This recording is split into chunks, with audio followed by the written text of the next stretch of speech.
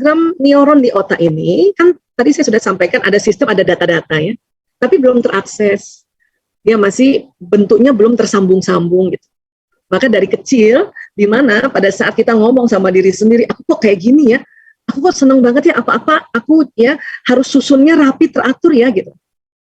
Pada saat kita ngomong kayak gitu, maka ada watak yang memang bawaan yang membuat hasrat untuk melakukan, mengatur dengan detail, dia nyala ya, listriknya nyala, bahkan tersambung. Dan kalau kita ulang-ulang lagi, makin kuat sambungannya. Maka program yang ada di otak itu terakses, tersambung, dan dia jalan di tulang belakang tadi, membentuk perangai atau membentuk perilaku. Ya jalan. Cara duduk, cara bicara, cara pakai baju, ya, mimik wajah dan sebagainya, itu ya terlihat. Itulah makanya mengapa kita bisa mendeteksi watak seseorang, karena terlihat semuanya. Program yang di sini nyala, dia jalan di badan. Nah, ini yang makanya jangan heran kalau ada orang, kok dia bisa baca watak saya? Itu mudah, asal sudah tahu konsepnya. Kemudian lagi, di dalam konsep watak itu, ya, Allah sampaikan di dalam Asy-Syams ayat 8-9, Bismillahirrahmanirrahim, fa'alhamaha fujuraha wa taqwaha. Maka Allah mengilhamkan kepada jiwa itu jalan kefasikan dan ketakwaan. Dalam ilmu neuroscience, jiwa itu adalah disimpannya di otak.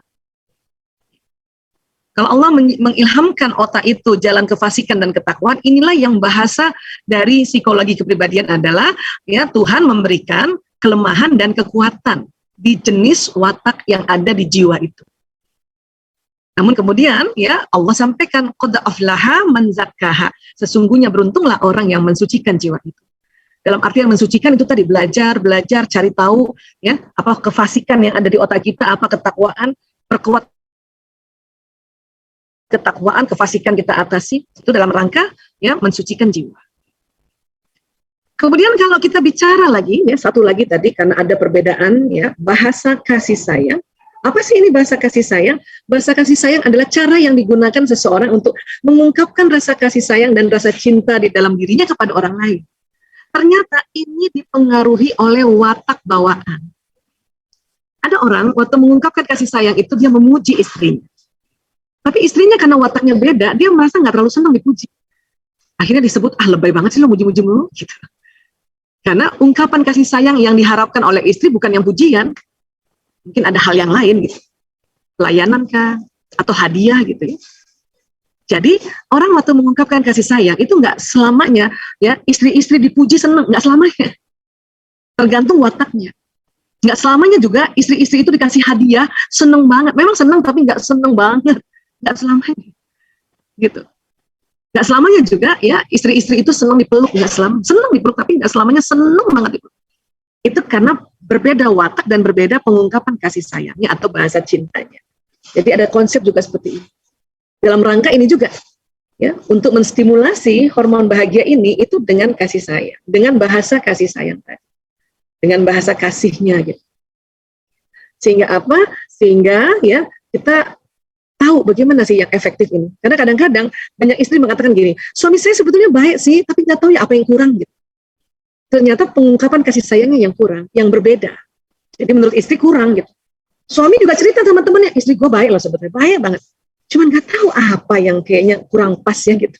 Itu biasanya ya momoknya itu adalah pengungkapan bahasa kasih sayang tadi. Dan ini juga basicnya ada. Ya, di mana Ar-Rum 22. Wa min ayatihi khalqus samawati wal ard wa ikhtilaful alsinatikum wa alwanikum. Artinya apa? Artinya dan di antara tanda-tanda kekuasaannya ialah menciptakan langit dan bumi dan berlain-lainan bahasamu dan warna kulit.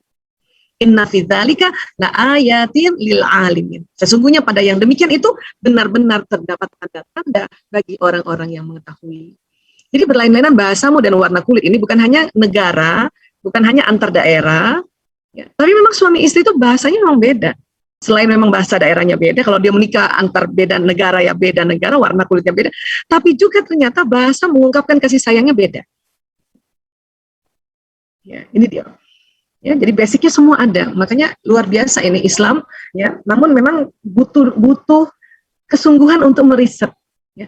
Hanya sekali lagi meriset ini mahal kan, Makanya buat orang-orang ilmuwan, walaupun berbeda agama, tapi pada saat dia niat untuk meriset atau mengobserv tentang manusia, itu Tuhan kasih petunjuk. Dan kita yang paling beruntung kita ya, udah nggak keluar duit, udah apa, kita ambil hasil riset. Oh ya Allah, ternyata ini dijelaskan oleh riset, ayat-ayat. Baik, sekarang kita masuk dulu ke watak. Watak terbagi 3 besar, introvert, extrovert, dan ambivert. Ambivert ini terbagi dia kombinasi antara introvert dan extrovert. Ya. Introvert ciri gampangnya gini, ya. Lebih memilih ada di tempat sepi. Kalau dalam seminggu hasratnya pengen 6 hari lebih tempat sepi lah. Oh, itu kemungkinan besar Anda yang berwatak introvert. Ada orang juga ya lebih semangat ketemu orang baru atau ketemu orang banyak. Itu kemungkinan besar Anda yang extrovert. Tapi ada satu lagi yang sebutnya ambivert, separuh-separuh nih. Ya. Tergantung sikon. Kadang mau tempat sepi, kadang kepengen ketemu orang baru. Ini namanya ambivert. Semuanya baik, semuanya oke, semuanya very good. Kemudian apa lagi? Introvert lagi lebih produktif di tempat tertutup. Jadi orang introvert ini kalau di rumah, terutama ini lagi pandemik kayak gini dan harus lebih sering di rumah, orang introvert itu sebetulnya senang dia. Karena banyak yang bisa dikerjakan. Baik laki-laki maupun perempuan, juga anak-anak yang senang belajar daring atau belajar dari kamarnya, dia lebih senang memilih itu, dia mungkin introvert. Kemudian extrovert adalah lebih produktif di tempat terbuka. Ya. Jadi buat orang yang ekstrovert ini pandemik dan harus lockdown inilah yang mulai dia udah mulai cepat bosan lah, mulai ya rasanya terhambat ini saya produktivitas saya. Inilah ekstrovert, termasuk anak-anak yang kepengennya sekolah aja ya, pergi dari rumah, itu biasanya dia yang watak ekstrovert. Ada lagi ambivert ini dia bisa keduanya, kadang mau di rumah, kadang mau di luar, kadang mau di rumah, kadang mau di luar. Tergantung mood kalau ambivert ini. Kemudian ya kita perdalam lagi, introvert, extrovert, dan ambivert. Introvert terpulihkan energinya saat sendirian. Jadi orang introvert itu lagi sendirian tuh malah dia oke, malah dia power. Pas sakit dia sendirian, nggak ditengok, nggak apa, malah dia pulih gitu. Itu introvert. Kalau extrovert lain, dia terpulihkan energinya saat beramai-ramai. Ada orang sakit, kalau dia keluar rumah sehat. Itu extrovert. Cuman kalau kita nggak ngerti, pasangan akan mencela nih pasangan yang ekstrovert. Di rumah aja sakit, pas ketemu teman aja sehat loh. Itu ada kayak gitu tuh. Kalau nggak ngerti, ya. Saya termasuk ini. Terus terang saya termasuk, suami saya soalnya ekstrovert. Jadi ya kalau di rumah aja sakit tuh, pas keluar aja, wudhu nggak sakit, sampai rumah sakit lagi. Oke, saya pikir biar ini nggak apa-apa keluar, daripada di rumah sakit kan gitu. Ya. Kalau ambivert lain, ambivert ini separuh-separuh ya. Ini sama ini ya, tergantung situasi kondisi. Gitu. Kemudian introvert lebih suka bekerja atau belajar sendiri. Ya, ini enak banget nih. Yang introvert, makanya introvert ini apalagi lagi era digital kayak gini, yang bisa DIY gitu ya, do it yourself, tutorialnya banyak di YouTube, di IG, di Google. Very happy nih, bisa bikin apa-apa aja nih. Ya, sebelum pandemik belum pandai masak, pas pandemik jago masak. Ya, bisa bikin ngatur rumah, bisa bikin mengatur lemari dan sebagainya, bahkan bisa potong rambut anaknya gara-gara bekerja sendiri. Orang introvert jago banget ya. Walaupun memang digital ini membuat kita kan ya kemungkinan belajar sendiri, tapi yang introvert lebih asik lagi. Extrovert lebih suka bekerja atau belajar dalam tim, makanya lebih senang rame-rame. Inilah anak-anak yang extrovert ini ya, ini mulai kasihan nih. Tapi ya disiasati oleh mereka dengan menggunakan satu gadget lagi untuk bisa chatting sama temennya. Ambivert bisa sendiri, bisa juga rame-rame. Pokoknya kalau ambivert tergantung mood. Lagi mau sendiri-sendiri, ayo, mau yang rame-rame, ayo, ini ambivert. Kemudian introvert biasanya akan banyak berpikir sebelum mulai bicara. Ya, kalau ekstrovert biasanya akan mengatakan apapun yang dipikirkan. Dia langsung, apa yang pikirin diomongin. Gitu. Ya. Ambivert bisa lebih banyak berpikir dan bisa lebih banyak bicara. Ambivert. Introvert cenderung lebih pendiam. Pendiamnya itu secara verbal ya, otaknya nggak diam, otaknya mikir, gitu. Otaknya mengamati, itu introvert.